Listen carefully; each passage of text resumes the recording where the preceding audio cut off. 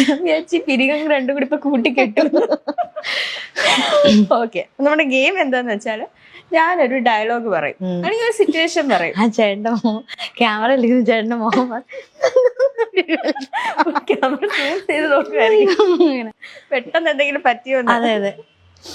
Okay, അപ്പൊ ഞാനൊരു സിറ്റുവേഷനോ ഒരു ഡയലോഗോ അല്ലെങ്കിൽ ഒരു സിനിമ ഡയലോഗോ എന്തെങ്കിലും തരും. അതിന്റെ കൂടെ ഞാനൊരു ഇതുപോലൊരു നവരസവും പറയും. അപ്പൊ ഞാൻ പറയുന്ന നവരസത്തിൽ വേണം അത് ചെയ്ത് കാണിക്കാൻ.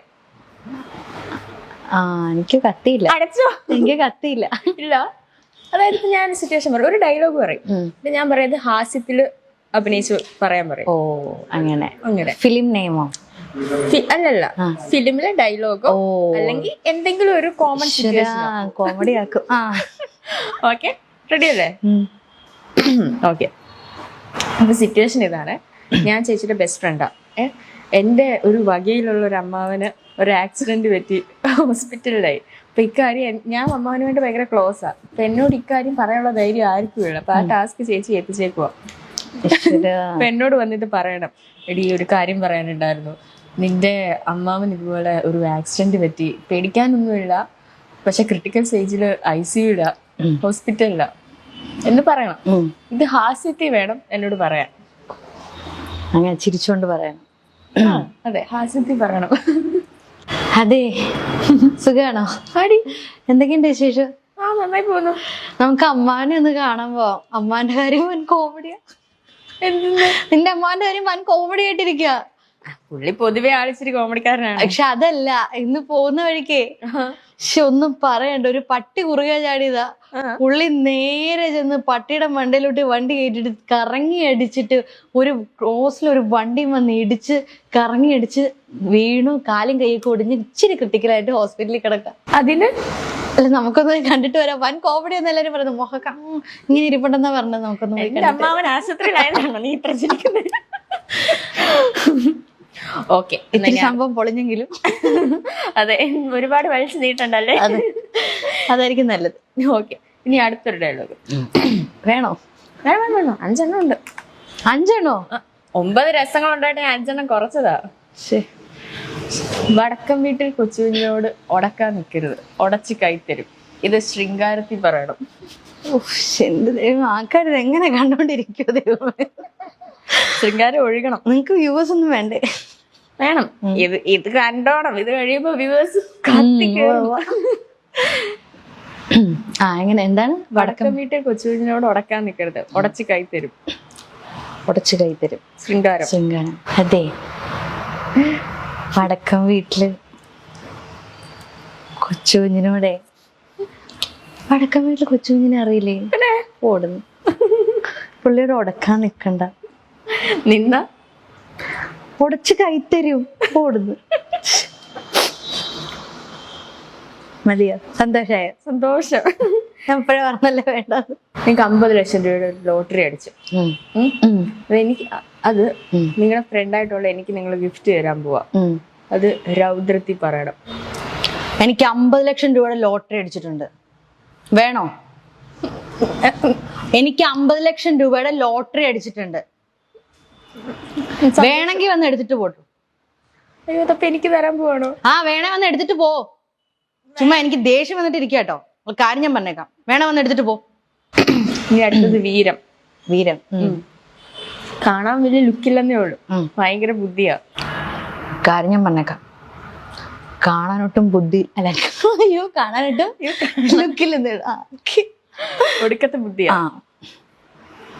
കാണാൻ ഒടുക്കത്തെ കാണാൻ വലിയ ലുക്കില്ലെന്നേ ഉള്ളു. ഓഡീഷനും വല്ല പോയിട്ടില്ല? ഇല്ല, ഞാൻ ഇതുവരെ പോയിട്ടില്ല. കാണാൻ വലിയ ലുക്കില്ലെന്നേ ഉള്ളു, ഒടുക്കത്തെ ബുദ്ധിയാ. കാണാൻ വലിയ ലുക്കില്ലെന്നേ ഉള്ളു, ഒടുക്കത്തെ ബുദ്ധിയാ. കേട്ടോ? എന്നാര് പറഞ്ഞു? ഓരോരുത്തരും പറയുന്നു, നമ്മളതൊക്കെ അങ്ങ് വിശ്വസിക്കല്ല. ഇപ്പൊ എന്താ ചെയ്യുന്നു? നീ അടുത്തത് കരുണം. ചിരിച്ച് ഞാൻ ചാവും. എക്സ്ക്യൂസ് മീ, കാക്ക തൂറിന്നാ തോന്നണേ. കരുണമാണേ നമ്മുടെ. തെറ്റിടാ.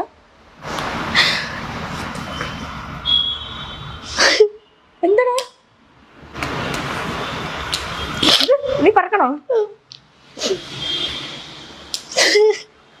ഞാൻ മോനെ കാര്യം പറ, എന്ത് പറ്റി? കാക്ക ചത്തുപോയോ? കാക്ക തൂറിയതാ തോന്നുന്നു. അയ്യോ എന്റെ മോനെ, എനിക്കിങ്ങനെ വന്നല്ലോ. എനിക്കറിയണ്ട. എന്നോട് എല്ലാരും ക്ഷമിക്കണം ഞാൻ വിനീതമായിട്ട് അഭ്യർത്ഥിക്കുന്നു. എങ്ങനെ ഉണ്ടായിരുന്നു ഗെയിം? ഗെയിം ഇഷ്ടപ്പെട്ടോ? നന്നായിരുന്നു. നല്ലായിരുന്നോ? അടിപൊളിയായിരുന്നു. ഓക്കെ, അപ്പൊ നമ്മളിപ്പോ ഒരു അടിപൊളി ഗെയിം ഒക്കെ കളിച്ചിട്ടിരിക്കുകയാണ്. സന്തോഷമായോ? സന്തോഷായി. ഞാനത് ചോദിക്കേണ്ടത് സന്തോഷമായോ? എനിക്ക് സന്തോഷായി. ഇഷ്ടായോ? അവർക്ക് എന്തായി കാണും എന്തോ. ഇത് റിലീസ് ചെയ്യുമ്പോഴായിരിക്കും. അതെ അതെ അതെ, ഇഷ്ടംപോലെ കമന്റ്സ് കിട്ടും. പോരട്ടെ. അപ്പം ഇപ്പം ഡാൻസർ ആണല്ലോ, ഒരു ഡാൻസർ ആയിട്ടാണോ അതോ ഒരു ആക്ട്രസ് ആയിട്ട് ആണോ അറിയപ്പെടാൻ ഏറ്റവും ആഗ്രഹിക്കുന്നത്? അത് അങ്ങനെ ചോദിച്ചാൽ വലിയ പ്രശ്നമാണ്. രണ്ടും ഇഷ്ടമാണ്. രണ്ടും ഇഷ്ടമാണ്. നമ്മുടെ ശോഭന ചേച്ചിയൊക്കെ പോലെ ആക്ട്രസ് കം ഡാൻസർ അങ്ങനെ? ഓ, ഇഷ്ടപ്പെട്ടു കേട്ടോ. അത് ഭയങ്കര ഇഷ്ടമാണ്. പിന്നെ എല്ലാം ദൈവത്തിന്റെ അനുഗ്രഹം പോലെ. ഇപ്പം ഡാൻസ് തന്നെയായാലും കുഴപ്പമില്ല, നമുക്കൊന്നും പറയാൻ പറ്റത്തില്ല. നമുക്ക് ഈ ഫീൽഡിൽ നമുക്ക് എത്ര നാൾ നിൽക്കാൻ പറ്റുമെന്നോ അല്ലെങ്കിൽ നമുക്ക് എത്ര നല്ല ക്യാരക്ടേഴ്സ് ചെയ്യാൻ പറ്റും എന്നൊന്നും അറിയാൻ പറ്റില്ല. പിന്നെ ഡാൻസ് ആകുമ്പം അത് നമ്മളാണല്ലോ തീരുമാനിക്കുക ഇപ്പം എത്ര നാൾ വേണം എങ്ങനെയാണെന്നൊക്കെ. ദൈവം സഹായിച്ച ഒരു കുഴപ്പമില്ലാതിരിക്കുകയാണെങ്കിൽ ഡാൻസ് മാത്രമായാലും കുഴപ്പമില്ല. നല്ല വർക്ക് കിട്ടിയാലും കുഴപ്പമില്ല. ഞാൻ എല്ലാത്തിലും ഹാപ്പിയാണ്. എല്ലാത്തിലും ഹാപ്പിയാണ്. അങ്ങനെ ഇന്ന ഒരു നിശ്ചിതമായിട്ടൊരു എയിം? ഓ, അങ്ങനെയൊന്നുമില്ല. അതൊരു ലക്ഷ്യമില്ലെന്ന്. ഓ, അപ്പൊ ഞാനൊരു ലക്ഷ്യമില്ലാത്തവളായിരുന്നല്ലേ? അതിപ്പോ മനസ്സിലായല്ലോ. മറ്റേ ഇന്ന് തന്നെ ഒരു ഭിത്തിയിൽ ഇങ്ങനെ എഴുതി വെക്കണേ എയിം എന്ന് പറഞ്ഞിട്ട്.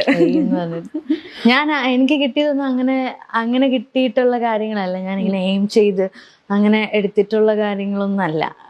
അതൊക്കെ എങ്ങനെയൊക്കെയോ സംഭവിച്ചു പോയി. ഓക്കെ, ഈ ഫീൽഡിൽ ഏതെങ്കിലും ഒരു ഗോഡ് ഫാദർ ഉണ്ടോ ശരിക്കും? ലൈക്ക് എന്ത് കാര്യത്തിനും ഉപദേശം തരുന്ന, ഓടിച്ചെല്ലാൻ പറ്റുന്ന, ഹെൽപ്പ് ചോദിക്കാൻ പറ്റുന്ന, റെക്കമെൻഡേഷൻസ് ചെയ്യുന്ന അങ്ങനെ ആരെങ്കിലും? അങ്ങനെ ഒരാളുടെ പേര് നമുക്ക് അങ്ങനെ പറയാൻ പറ്റേ. എനിക്ക് ആദ്യമേ മുതൽ എൻ്റെ കൂടെ നിന്ന് എന്ത് ചെറിയ ചെറിയ കാര്യത്തിനായാലും പോലും ആദ്യമേ തന്നെ എപ്പോഴും കൂടെ നിന്ന് സപ്പോർട്ട് ചെയ്യുന്നത് അമ്മ അച്ഛനും തന്നെയാണ്. അത് ഞാൻ ഏത് വഴിക്ക് പോകണം, ആ വഴിക്ക് പോയാൽ അത് വേണ്ട, അത് തെറ്റാണെന്നൊന്നും ഇത് വഴിക്ക് പൊക്കോ അങ്ങനെ പറഞ്ഞ് അതായിരിക്കും നല്ലതെന്നൊക്കെ പറഞ്ഞു വിടുന്നത് അവർ തന്നെയാണ്. പിന്നെ നമ്മുടെ കൂടെ വർക്ക് ചെയ്യുന്നവരൊക്കെ ഇപ്പം എന്തെങ്കിലും ഇങ്ങനെ ഒരു ക്യാരക്ടർ വന്നിട്ടുണ്ടോ, ചെയ്യണോ, ഒക്കെ ആണോ എന്നൊക്കെ ആരോടെങ്കിലും ചോദിച്ചാൽ അങ്ങനെ പറഞ്ഞു തരുന്ന ഒരുപാട് ഫ്രണ്ട്സ് ഒക്കെ ഉണ്ട്. ഓക്കെ, ഇപ്പൊ അച്ഛൻ ആർട്ടിസ്റ്റ് ആണെന്ന് പറഞ്ഞു. ഈ അമ്മയ്ക്കും അനിയനും ഒക്കെയുള്ള ടാലൻസ് എന്തൊക്കെയാ? അമ്മയ്ക്ക് എന്റെ പുറകെ ഇങ്ങനെ നടന്ന്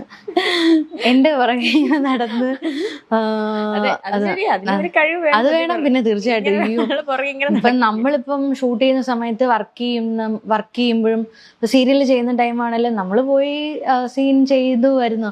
പക്ഷെ രാവിലെ മുതൽ വൈകിട്ട് വരെ രാത്രി വരെ തീരുന്നിടം വരെ അവിടെ ആ റൂമിൽ ഇങ്ങനെ വെറുതെ ഇരിക്കുന്നുണ്ടല്ലോ, വെറുതെ ഇങ്ങനെ ഇരിക്കണം. പിന്നെ എന്റെ പുറകെ അത് ചെയ്യണം ഇത് ചെയ്യണം, എന്നെ ഹെൽപ്പ് ചെയ്യാനും അങ്ങനെ.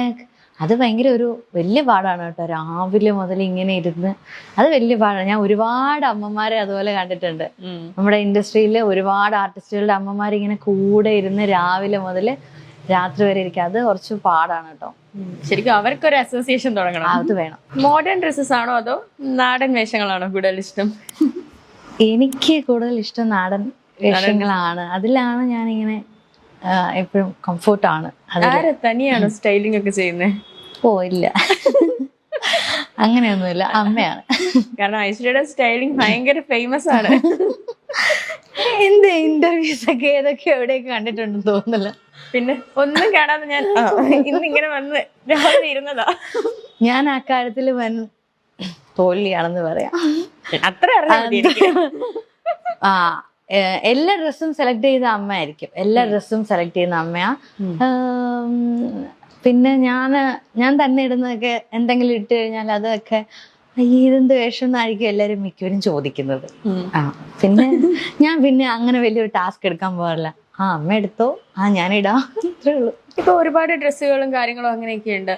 അപ്പം നമ്മളിപ്പോ കേൾക്കുന്ന ഒരു കാര്യം, ഈ ബോഡി ഷേമിംഗ് എന്ന് പറഞ്ഞാൽ അത് എപ്പോഴെങ്കിലും ഫേസ് ചെയ്തിട്ടുണ്ടോ? കാരണം ഐശ്വര്യ കുറച്ചും കൂടി ഒരു ബബ്ലി ഫിഗർ ആണല്ലോ. അങ്ങനെ അതിപ്പം പറഞ്ഞിട്ടുണ്ട് ഇങ്ങനെ ഭയങ്കര തടിയാണ് അങ്ങനെ പറഞ്ഞിട്ടുണ്ട്. പിന്നെ നമ്മളെ നേരിട്ട് കാണുന്നേക്കാളും ഒന്നും കൂടെ തോന്നും, ഫ്രെയിമിൽ ഒന്നും കൂടെ കുറച്ചുകൂടെ തോന്നും, അങ്ങനെ ഫീൽ ചെയ്തിട്ടുണ്ട്. പല ആർട്ടിസ്റ്റുകളും അങ്ങനെ പറഞ്ഞിട്ടുണ്ട്.